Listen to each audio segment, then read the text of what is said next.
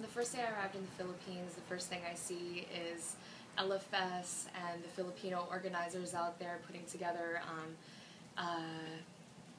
props for the SONA event that was going on. And right there, I already saw the work that was being put in. And I'm just going to fast forward to SONA, period. And just seeing so many youth, workers, really standing in solidarity together and marching and speaking out against a president that they feel is not working for their interests was very inspiring.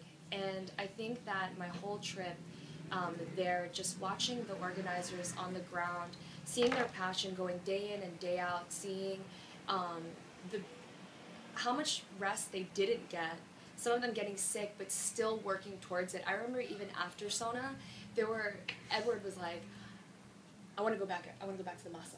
Like I need to get back to work, and it's just like there's really no rest in the revolution, and I really took that away from my time in Manila.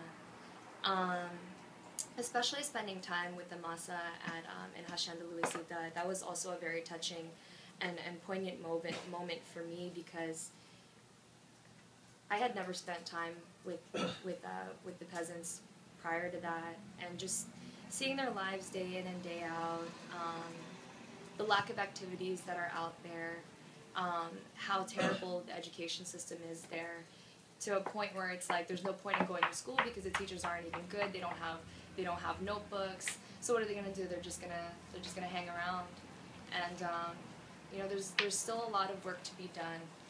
And I was very touched by their passion and their relentless ferocity to keep on going. The second part of my trip was in Mindanao. I took part in the solidarity mission there. We went to Teleingud in Davao del Norte to distribute social services and medical supplies to the indigenous people there who don't have that it's not easily accessible to them.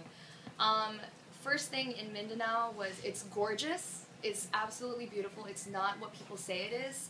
I guess there was this stigma that, Mindanao is a dangerous place. It's highly militarized. True that, it is militarized. There's checkpoints every few miles, but it's not as intimidating as people may think. But I get why people say that Mindanao is dangerous, because it's so beautiful and because it's so rich in natural resources.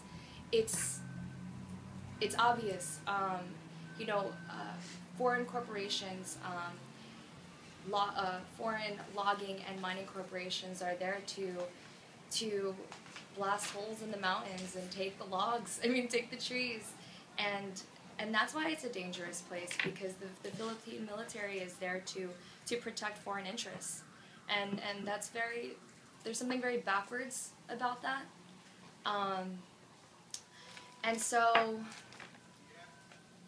going back home after such an intense exposure, to be quite honest, I tried my best to process on my own, but really there's no processing from something like that. And I was forced to just go straight into my day job. And the U.S. is truly a place of distractions, and which was something that I also had to deal with after sleeping on the floor for 3 weeks, and just being in the nitty-gritty, and then having to go back into my petty B lifestyle as easily. It was so easy too. It was so hard to process through that. It was just like, oh my God, I'm back into my life like it was like I'd never left it. And then trying to figure out that balance between doing ND work and also sustaining my life, and continuing to further myself to a place I don't even know. But with regard to applying it to my organizing work, I now sit as the finance officer for AB, and we've been doing a lot of work to really put our name out there, with new IGPs, our banner, and I'm understanding my role here as a Philam is to really just build relationships with other liberation movements, other folks who don't know about what's going on in the Philippines and really exposing it. Because I think right now it's a very, there's a lot of change going on. A lot of people are asking questions. A lot of people are tired of what's going on. And this is a prime moment for us to stand up and really speak out as to what's going on in the Philippines. So, yeah. Cool. That was Cool. so